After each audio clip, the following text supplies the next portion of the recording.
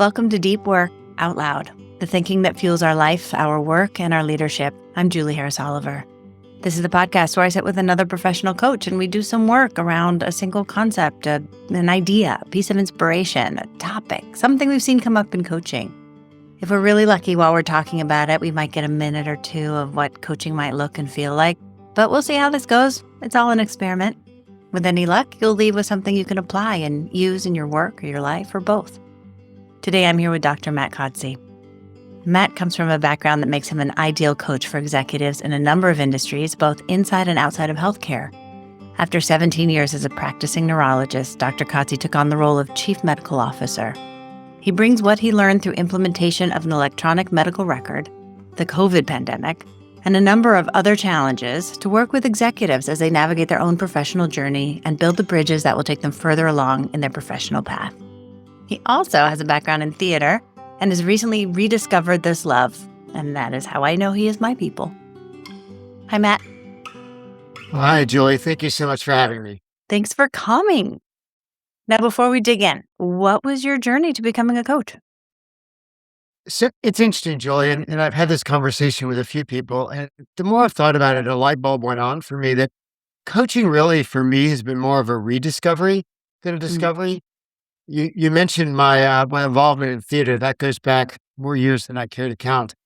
And it really stemmed from a fascination with why people make the decisions they do, what motivates them to take action, what they're thinking, what's going on in their head. And that fascination led me to my neurology practice in medicine for 17 years, and now has led me to the next stage for me, which is the coaching work, because it's a very similar interest. Why do people make these decisions? What are they thinking? What are the stories they're telling themselves? So I really look at it as a rediscovery. It is also related. I remember having that thought during training of, wait a minute, we covered this in acting training. This is all very similar. It's, the human condition and motivation, all the things you said. So what did you bring for us to dig into today? So Julie, I think the biggest sort of eye-opening lesson for me in the coaching training was about presence. So I'd like to talk a little bit about presence today. Great. What does that mean for you? So when I think about presence, I really look at it as two different types.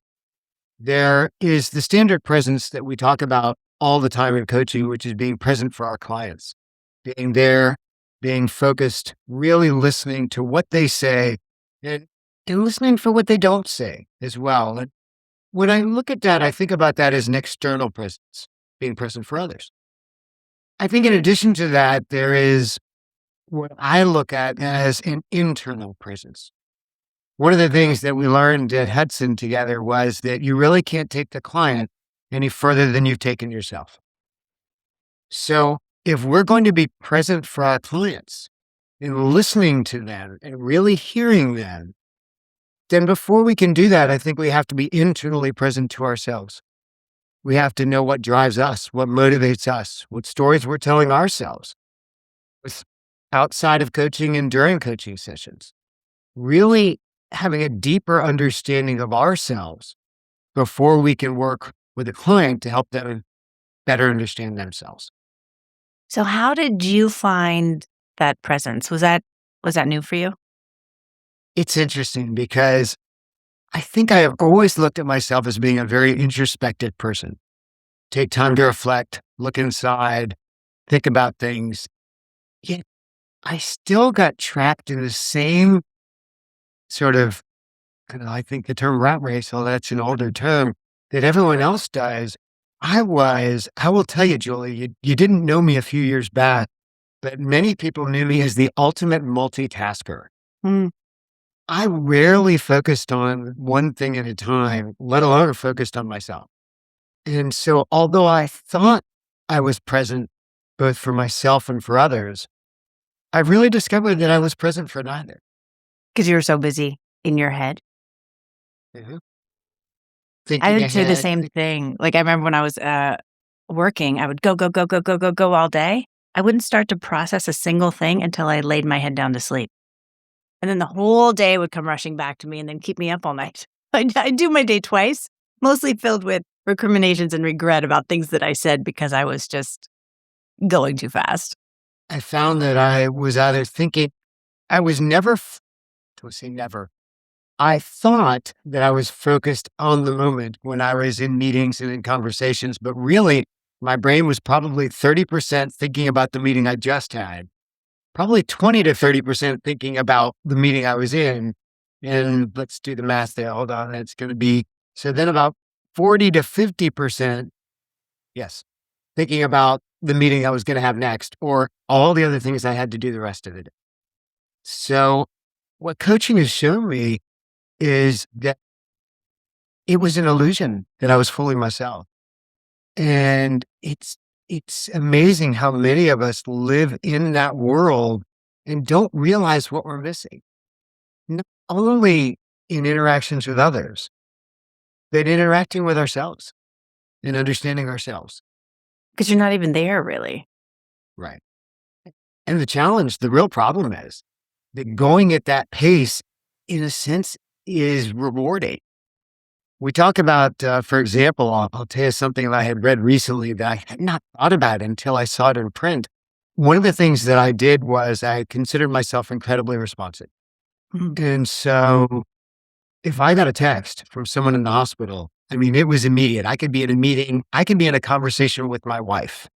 I hate to admit it. And I would immediately look at the text and respond Mhm. because I felt like that's what I needed to do.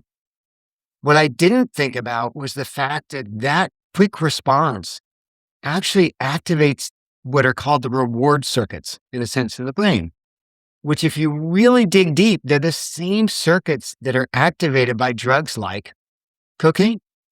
So what you're saying is multitasking is cocaine. That's what I'm hearing. In a way it is. And in a way it is just as addictive. We don't realize we quickly respond, we get a hit. And that makes us feel good. So we continue to respond in that fashion because there's a positive feedback. And you don't realize until you're out of that loop that you were in it. Well, as you said, it felt rewarding, and I think also rewarded, right? Like what?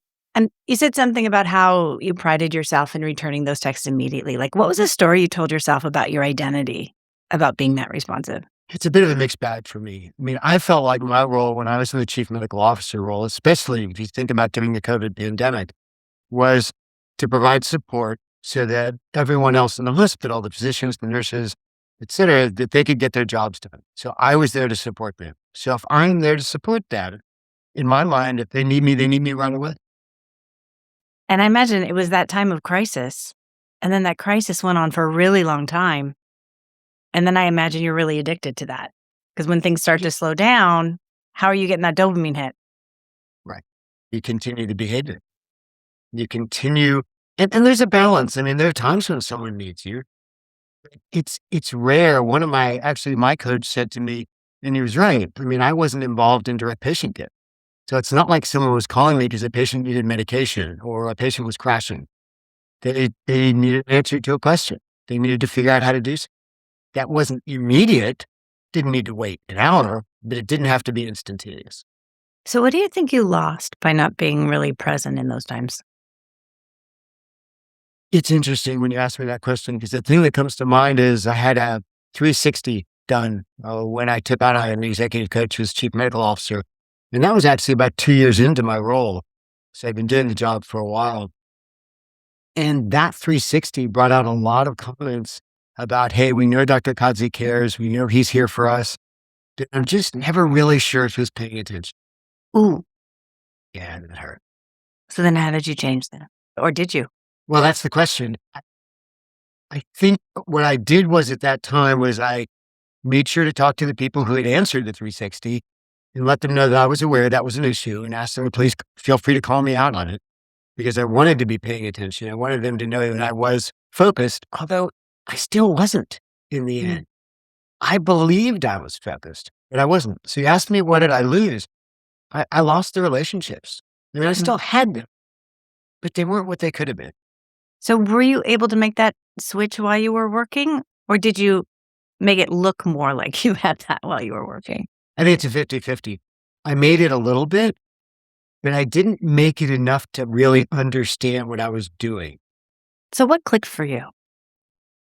When I went to, so as a precursor for the coaching training program, I went to something called Life Forward. You know, Life Forward. Mm. And it's a 4-day program. And I don't know about your experience, but for mine, I walked in and I thought, really? 4 days? Really? What are we doing? But it was amazing because I think we all came in ready to make ourselves vulnerable.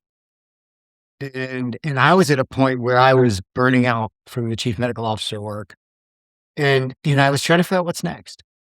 And I think a lot of us went there and thought, okay, we're vested. We're going to do whatever it takes to figure out what the next step is. So it's probably one of the first times I had truly opened myself up and made myself completely vulnerable. Mm. And that provided sort of the fertile ground for growth. And what did that look like?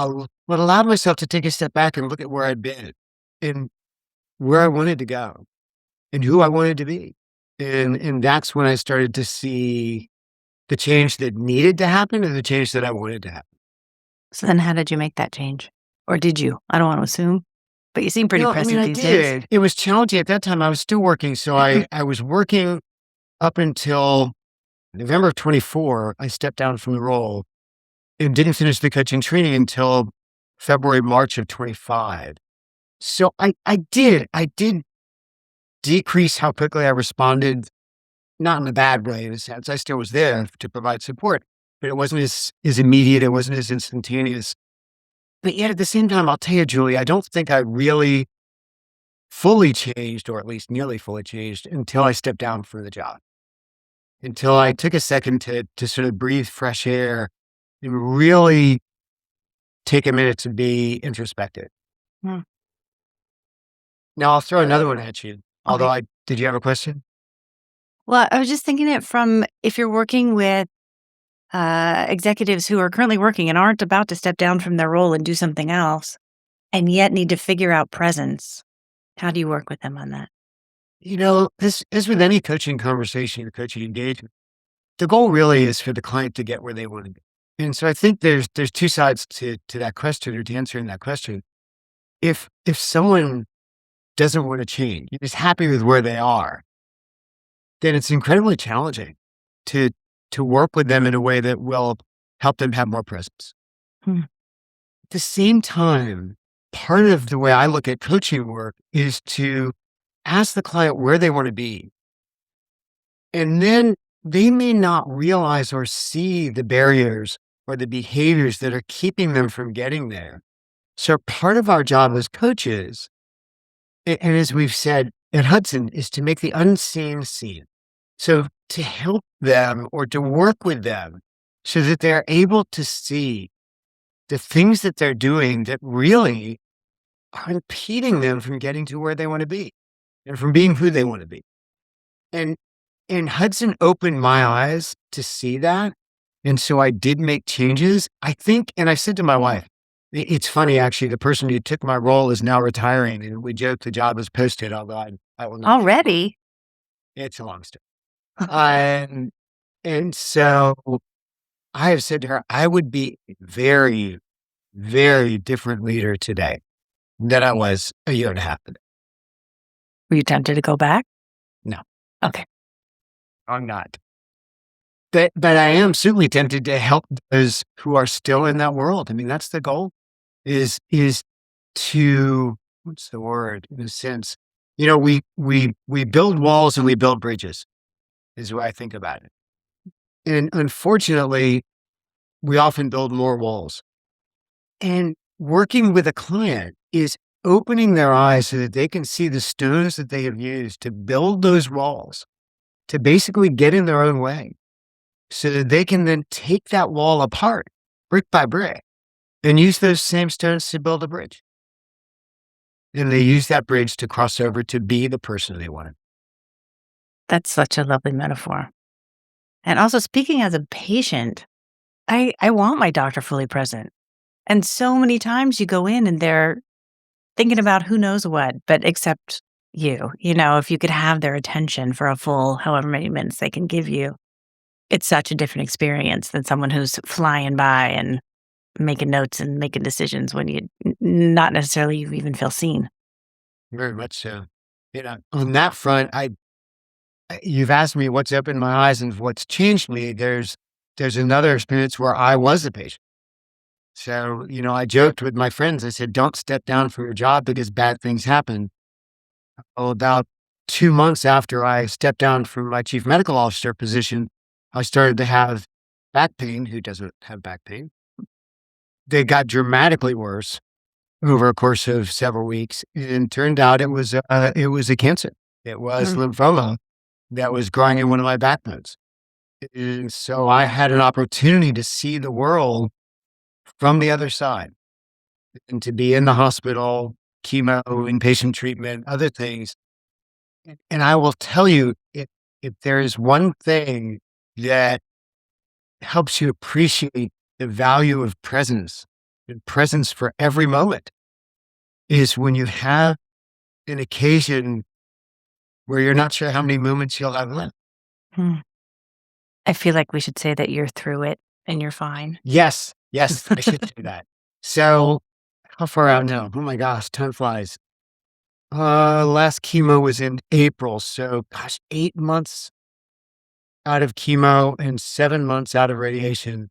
So as far as we hear from the oncologist, it is done. He considers me cured. Wonderful. So thank God, lymphoma is incredibly treatable. So Okay. I was very lucky, Yeah. very, very lucky. Wonderful. We were Yeah, all it very reminds me, and I thought about this today, knowing we were going to be talking. There's a quote that I've heard. It's attributed to Eleanor Roosevelt, but I think of it because I saw it in Kung Fu Panda. And if you've seen the movie, there is a time where the turtle says, "Yesterday is history, tomorrow is a mystery, and today is a gift." And that is why it's called the present. Yeah. So true, and the word applies to presence. Being present, both for yourself and for others, it's a gift. It's a privilege. So just talking from a practical standpoint, how do you cultivate that? Because I know it's hard, and we talked about the reasons why it's hard? Why is it so hard? Because there's a million other things going on. It depends on which part. Are you talking about the internal presence, the external presence, or both? It's the everything, everywhere, all at once of it all. We'll continue with our movie references. Yeah. The internal presence for many people is challenging because some people are afraid of what they'll find if they dig too deep. Some people have never allowed themselves to dig deep and they just don't know where to start. And so both of those make it difficult. The external presence is hard because, as we were saying, there are a million things going on in our lives. And to turn all of that off so that you can truly be there for someone, that's challenging. It's hard. It is, I will say, it is as rewarding as it is challenging. And so if you were to take step one of how to start to make the switch, what would you do? If someone really wants to know how present they are, ask. Ask those closest to you. Ask your significant other. Ask your family, your kids if they're old enough. Ask the people close to you. They're going to tell you the truth. The answers may surprise you. They may not. They may just validate things you already knew, but were too hesitant to admit to yourself. Of course, make sure you let them know that you want the unvarnished truth, not the polished, nice version. Like, it is safe to tell me the answer to this question. Because the first step, as with any change, is self-awareness. If you can't see it in yourself, then you're not going to be able to change it. So what changed for you once you were able to start practicing being more present? It's interesting. There's so many things. One is, relationships. Yeah, I will tell you, I brought my wife up earlier, and if she were here, she would agree with me because we've had this conversation. There came a time where she just didn't tell me about her day because she told me, and I didn't realize this. She told me this was probably just a few months ago when we were talking about presence again. She said, the problem was, I've already told you I'd answer those texts right away. So she would start talking and I would be on my phone. Or she would be telling me a story and I would say, oh, I have to call. And she appreciated, she knew that I had to do it. She didn't resent the fact that I was busy at the hospital, but she just felt like, well, it's not worth it. It's not worth having the conversation. So Man, our relationship has changed dramatically. how is that to hear? That's tough. Yeah. It's tough because that's not the person you want to be. It's not who I wanted to be. And I didn't realize it was having that impact. And that's just part of the fact that we fool ourselves. We talk about how we tell ourselves stories and we make assumptions. Well, sometimes those stories allow us to continue the behavior that we're already doing, and that behavior that's getting in our own way. And I know that your family and your marriage is the most important thing in your whole world. So I can imagine how devastating that was to hear and how motivating it was. Be like, oh, I'm fixing this. Yeah. I remember the first thing I did, and it's funny, I hadn't thought about this in a long time. The first thing I did when I came home from Life 4 was I apologized to my wife. We sat down and I just said, I'm sorry. I did not realize all the things I was doing that were getting in the way. She was probably like worth every penny. She said that. She did. She said it was worth the cost. Yeah, amazing. So what does your day-to-day life look like now that you're in it? It is much less busy, Mhm. which I am truly enjoying. I'm in the early stages of building the coaching practice, so not a lot of clients right now. I do cherish the time that I have with clients. I've already said that how I look at presence as a privilege, as really a gift. So that time that I can share that space with the clients it's just amazing.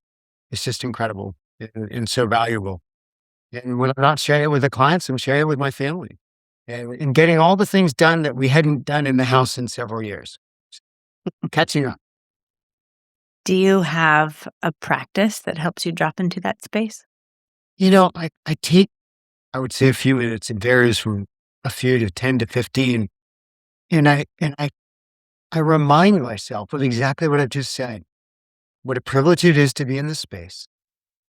What my role is as the coach is to hear the things they're saying, hear the things they're not, ask them the questions that they're not asking themselves, the things that they haven't thought of, but challenge the way they see things now to allow them to step back and maybe see things differently. So I think about all of that and in the opportunities that come from that before I start a session. Now, if you were back in your job as chief medical officer and I remember how booked your calendar was. In order to book a group meeting with you, we had to book 4 months out. It was crazy. If you were back in that role, how do you think you would behave differently in that role? What would that Matt look like? One of the things I was really bad at was delegating. And I think in that way, I did not help other people grow. Mm. And so I think probably one of the major changes would be less doing for and maybe a little more doing with and a little more allowing people to do for themselves.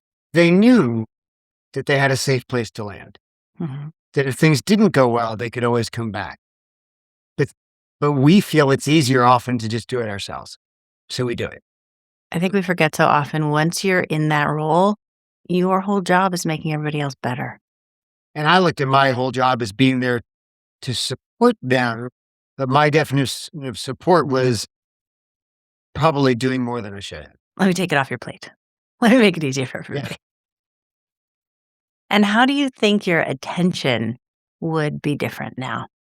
It is challenging because keeping in mind that in that job, I barely left my chair because it was Zoom meeting to Zoom meeting to Zoom meeting.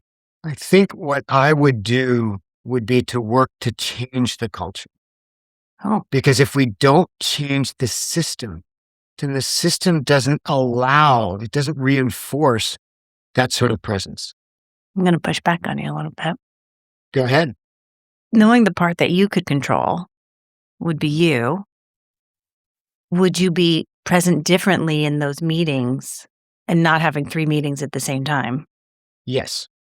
So let me qualify that. I would absolutely be more present than I was before. There's no doubt. It's who I am now. Keep in mind that the way the system is constructed, if I am that present in meetings and conversations, then I really can't sleep. Because the amount of work that I would take home would be all consuming. It would all pile up for the end of the day. So that's why I say it's 2 parts. I absolutely would be more present. I think it is also necessary to work on the system to allow people to be more present, so and the work still gets done. And that's true in so many industries. It's not like we need 10 hours to have conversations that we didn't have before. Is that the conversations need to be more meaningful. But for them to be more meaningful, we need to find ways of distributing the work. And that brings to mind, I'll tell you, there's a book I read recently, written by a coach that I actually work with at Medi Leadership. His name is Michael Heim. It's Shifting Towards Unorthodoxy. It's a great book. And in it, he talks about the complex world we work in and how complexity demands a different type of leadership. And the term he uses is distributed leadership. You don't have just one leader doing all the work. You have everyone contributing to leadership, everyone doing the work. In a sense, everyone having ownership, which creates not only sort of a greater distribution so that one person doesn't have all the burden on their shoulders, it also creates a greater sense of belonging within the group and within the organization. And purpose, I imagine. Mhm. Curious when you talked about changing the system. I've been in systems where even the most senior leaders felt powerless to change the system. And I remember thinking at the time, like, if you don't have any power, how does anybody have any power? How do you look at systemic change and how that has to happen? I mean, this is a whole different podcast, but just in a sentence. I will tell you, I made some of those efforts and they were indeed challenging. And I can't say that I changed much, but I would say I feel like if you ask the people at the hospital, what I changed was the culture. And it starts there. If everyone feels supported, if everyone knows that they have each other's back, then it creates a different interaction. And then that breeds a type of success, an environment that becomes infectious. Because to your point, the one leader, no matter how powerful they are, unless I guess they're the CEO of the entire company, even then, one person can't make the change. It has to be everyone working together to make it. And I was thinking as you were saying that, you're really speaking to psychological safety as a baseline. True. Okay, these are all topics for another day. What would you leave us with about presence? I think, and I know I've said it a few times already, it is creating a mindset to see presence not as a must do or a need to do, or even a to do. It is a privilege. It is something that is given to us, an opportunity to interact with others in a way that is so meaningful and creates exponentially stronger relationships. That if we just take a second and see it that way, then we'll start asking ourselves, why am I not doing this? Rather than, why should I do this? It's so simple, and yet it's not easy. Absolutely. Thank you, Matt. Thank you, Julie. It's been a pleasure. This has been Deep Work Out Loud. I'm Julie Harris Oliver. I'd like to thank Matt Kodsi for joining the podcast. You can find him at bridgingjourneyscoaching.com. If any of this resonates with you, please subscribe and leave a review at all the podcast places. And if you'd like to work with me, you can find me at julieharrisoliver.com. And let me leave you with this. What might it look like for you to bring just a little more presence into your day? Be especially present for just one meeting, one conversation. Okay, try some things, report back. Thanks for listening. See you next time.